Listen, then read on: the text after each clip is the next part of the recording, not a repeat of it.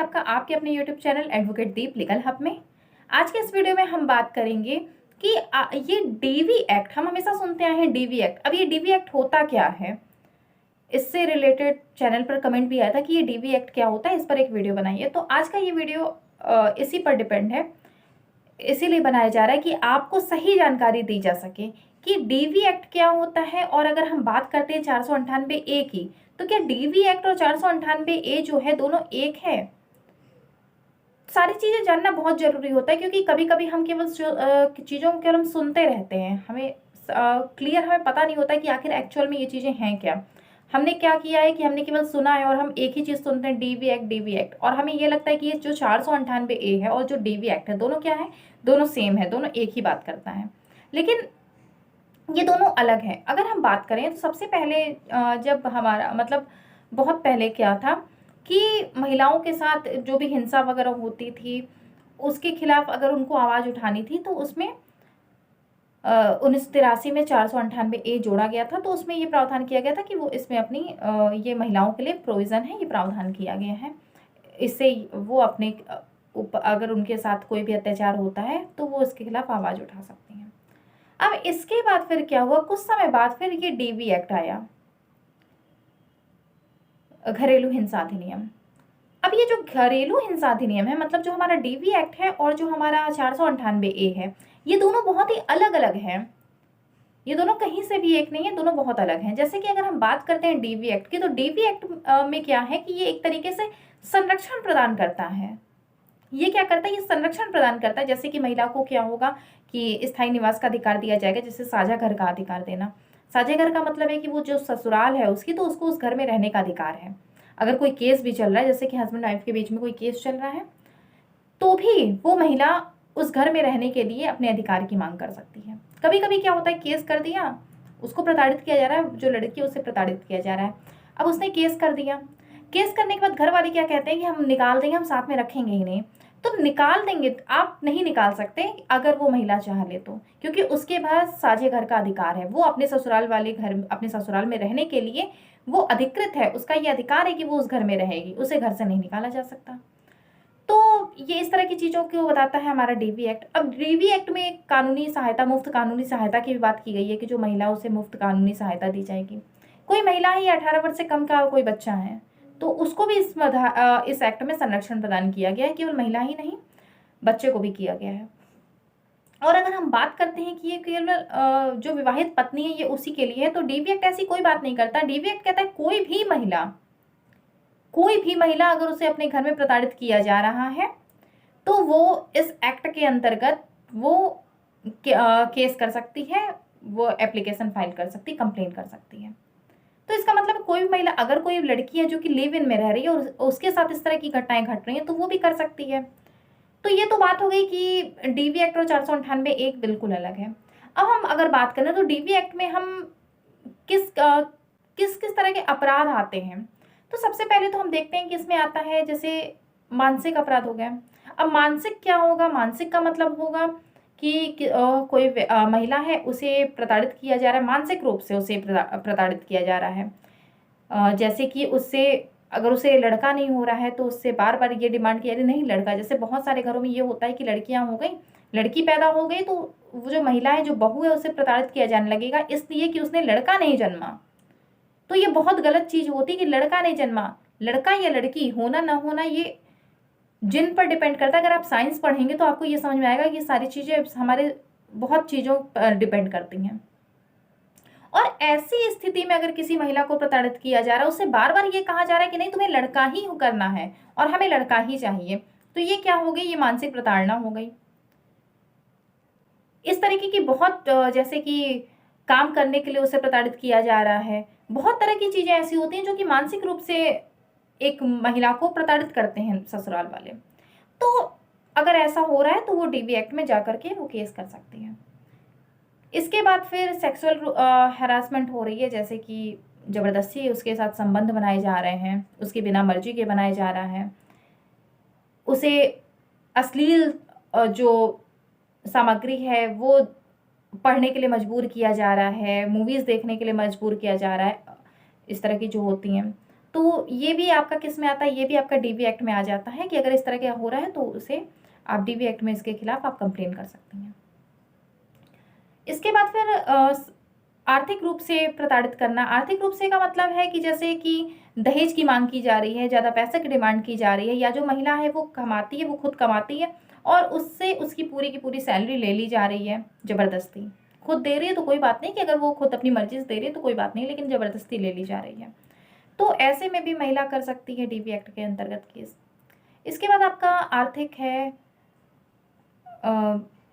मानसिक, आर्थिक, शारीरिक, और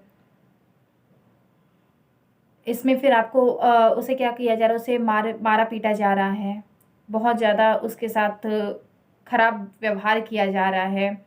शाब्दिक प्रताड़ना भी आती है इसमें डीवी एक्ट में। शाब्दिक प्रताड़ना का मतलब है जैसे गाली गलौज दिया जा रहा है, बार बार कोई महिला उसे बार बार गाली गलौज दिया जा रहा है, तो अगर ऐसा कुछ भी हो रहा है तो इसके खिलाफ भी आप कंप्लेन कर सकते हैं डीवी एक्ट में जा करके। घर से बेदखल कर दिया गया, ज़बरदस्ती उसे घर से निकाल दिया गया है, ज़बरदस्ती उसके साथ कोई भी काम किया जा रहा है, तो ये सारी चीज़ें किस में आती हैं, ऐसी सभी चीज़ें जो कि किसी को असहनीय पीड़ा पहुंचाती है, तो वो किस में आ जाएगा, वो आ जाएगा प्रताड़ना में। मतलब घरेलू प्रताड़ना अगर इस तरह की हो रही है जिससे कि कोई भी महिला या कोई 18 वर्ष से कम आयु का बच्चा है और उसके साथ इस तरह का कोई भी काम हो रहा है जिससे वो अपने जीवन को एक सामान्य तरीके से नहीं जी पा रही है, तो ऐसे में वो महिला या वो बच्चा डीवी एक्ट के अंतर्गत केस कर सकता है। तो ये होता है आपका डीवी एक्ट, ये है आपका डीवी एक्ट, और जो कि आपका 498A से बहुत अलग है। अगर हम डीवी एक्ट की बात करते हैं तो डीवी एक्ट में कहीं भी सजा का मतलब सजा की बात नहीं ये करता है, ये आपको संरक्षण प्रदान करेगा, साझे घर का अधिकार आपको प्रदान कराएगा, आपको निर्वाह भत्ता दिलवाएगा, ये सारी चीज़ें इसमें दी गई हैं। और अगर लेकिन ऐसा होता है कि इसके अंतर्गत आपने केस किया हुआ, आपने एप्लीकेशन डाला हुआ है, इसके बाद फिर कोई इसमें ऑर्डर पास होता है कि जैसे साझे घर का अधिकार आपको दिया गया है और कहा जाता है कि महिला को आप अपने घर में रखेंगे, उसे अधिकार है कि वो अपने ससुराल वाले घर में रहें, या फिर निर्वाह भत्ता के लिए ऑर्डर पास हुआ है कि इतना गुजारा भत्ता देना है, अब आप नहीं दे रहे हैं।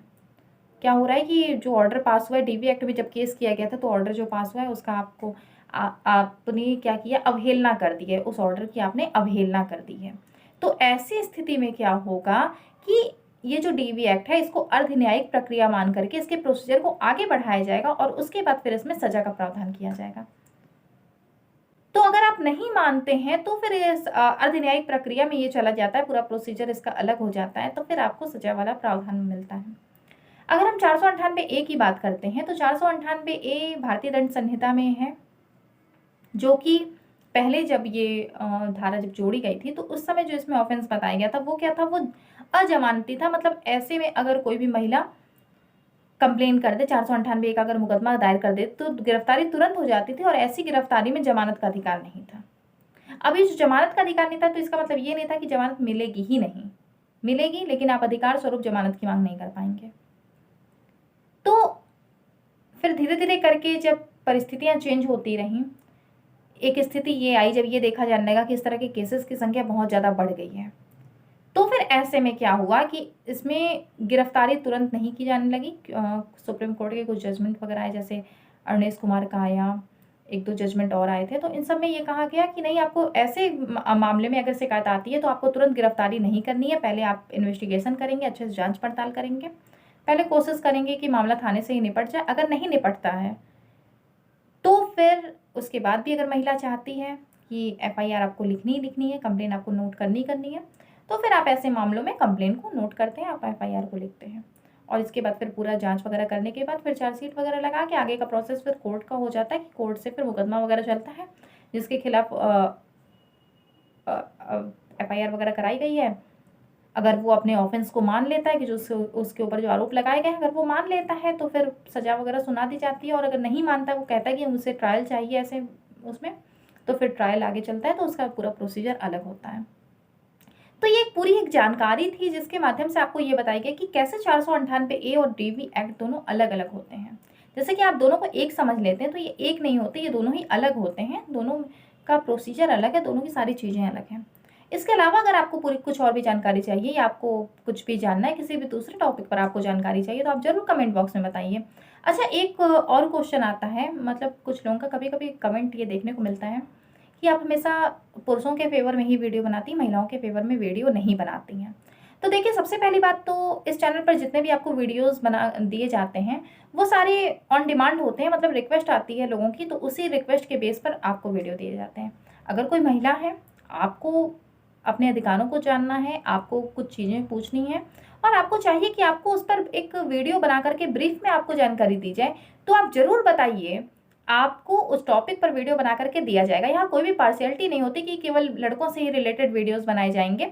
महिलाओं, अगर कोई महिला है, कोई लड़की है, तो उसकी बात को नहीं सुना जाएगा। बहुत सारे ऐसे वीडियोज़ हैं, जैसे कि अगर रिक्वेस्ट की गई है, क्रॉस एग्ज़ामिनेशन की रिक्वेस्ट की गई थी कि महिला से क्या-क्या सवाल पूछे जा सकते हैं, तो उसका वीडियो भी अवेलेबल है चैनल पर। इसके अलावा भी बहुत सारे ऐसे वीडियोज़ हैं जो कि जब लड़कियों के कमेंट आते हैं, जो भी आते हैं, तो उसकी रिक्वेस्ट पर भी ये बनाया जाता है। तो अगर आपकी भी कोई रिक्वेस्ट है, आप चाहती हैं कोई भी वीडियो, तो आप ज़रूर बताइए। और ये बार-बार कहना कि चैनल पर केवल लड़कों से रिलेटेड ही वीडियो बना के दिए जाता है, आप लड़कों के फ़ेवर में ही रहती हैं, तो ऐसा बिल्कुल भी नहीं है। हाँ, लेकिन अगर केसेज़ हम देखते हैं कि किस तरह के केसेज़ ज़्यादा हैं, तो फिर लोगों को जागरूक करना, क्योंकि जो महिला है उसके पास हमारे लॉ में बहुत सारे अधिकार दिए गए हैं। लेकिन जो पुरुष वर्ग की अगर हम बात करते हैं, तो वो एक लॉ के माध्यम से वो नहीं जा सकते हैं कोर्ट में। वो अगर जाएँगे तो उनसे सबसे पहले, अगर कोई बहुत अच्छा जानकार वकील नहीं है, तो सबसे पहले यही बोलेगा कि आप तो अब फँस गए हैं, अब आपका ऐसे केसेज़ से निकलना मुश्किल है। लेकिन अगर उसके पास जजमेंट होंगे, उसके पास जानकारियाँ होंगी इससे रिलेटेड कि नए-नए जजमेंट क्या आए हैं, नया ऑर्डर क्या पास हुआ है, हाई कोर्ट ने क्या कहा, सुप्रीम कोर्ट ने क्या कहा, तो फिर उसे पता चलेगा कि हाँ, किस तरीके से हम ऐसी परिस्थितियों से एक लड़के को बचा सकते हैं, अगर उसके ऊपर झूठा मुकदमा हुआ है तो। ये बार-बार कहा जाता है कि अगर हम बात जो करते हैं, हम 498 ए के झूठे केसेस की बात करते हैं। कोई भी अगर केस सही, अगर कोई भी महिला ऐसी जिसे प्रताड़ित किया जा रहा है सच में, तो उसे इंसाफ ज़रूर मिलना चाहिए। जो भी गलत है, उसे सज़ा ज़रूर मिलनी चाहिए। तो अगर आपकी भी कोई रिक्वेस्ट है, कोई भी वीडियो चाहिए, तो आप ज़रूर बताइए। आपको चैनल पर जो भी आपकी रिक्वेस्ट होगी उससे रिलेटेड वीडियो बना करके ज़रूर दिया जाएगा। वीडियो पे कमेंट ज़रूर करके बताइएगा, लाइक करिएगा, शेयर करिएगा। चैनल पर नए होंगे तो सब्सक्राइब करना बिल्कुल मत भूलिएगा। बेल आइकन को ज़रूर प्रेस करिए। वीडियो को लास्ट तक देखने के लिए बहुत-बहुत धन्यवाद।